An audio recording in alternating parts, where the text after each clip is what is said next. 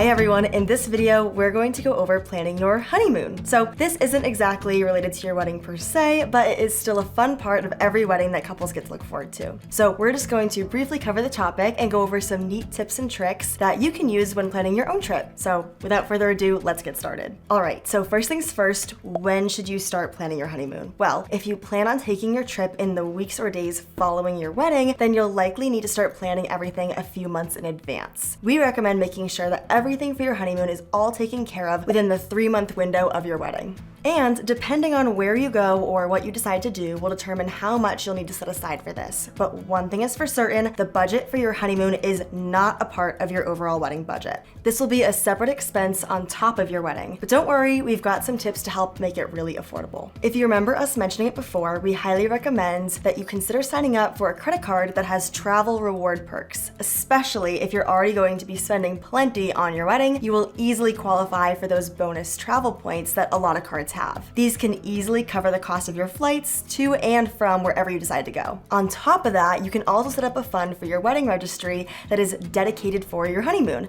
That way, as your guests start shopping around for what to buy you, they can easily do a cash donation to this fund. And what's easier than giving cash as a gift?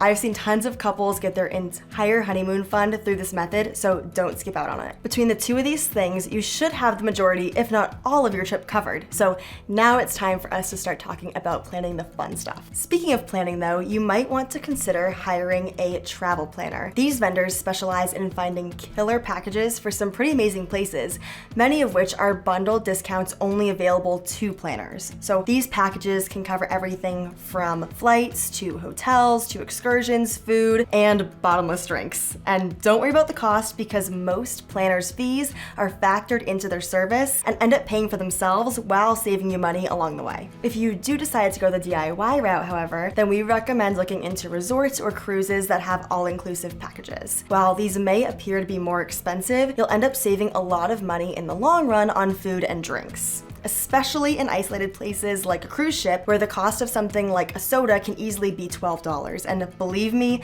you never want to risk leaving the resort. When it comes to finding potential flights, another little trick you can do is to set your browser on incognito mode. You might not know it, but your phone and computers are always collecting and sharing your data with companies when you access their site. But if you switch to incognito mode before you start your search, then they'll have no data to go off of and will see you as a new customer every time. And new customers typically see the best prices to incentivize them to come back. Another little trick you can do, and another reason we recommend starting when you're about 3 months away, is to create a blank vacation. This is when you start shopping for flights, but you don't specify where you want to go. Instead, you'll filter all flight options by a date. Just pick whatever month that you plan on traveling and don't select a location. From there, you can filter it by price. You'll now be able to see the cheapest flights for anywhere you might want to go. If you're on a strict budget, and you aren't picky about your plans, then this is a fantastic option because it allows you to reverse engineer your travel plans and build your own little adventure. Another thing you can try would be to select a location that is beyond where you need to go, but that has your actual destination as a layover stop. Like if I wanted to go from Boston, Massachusetts to Austin, Texas, this trip could easily cost me a few $100s. But flights to Las Vegas are normally pretty cheap. So if I pick Vegas as my destination and pick a flight with a layover, which by the way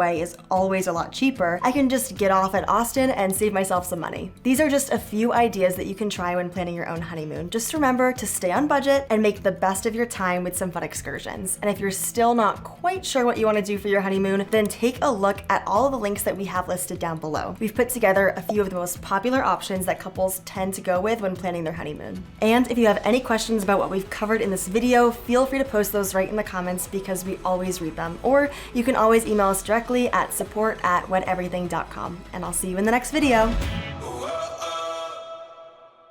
Thanks for watching, you guys. Hope you enjoyed it. Don't forget that you can subscribe to our channel right here, and we will see you in the next video.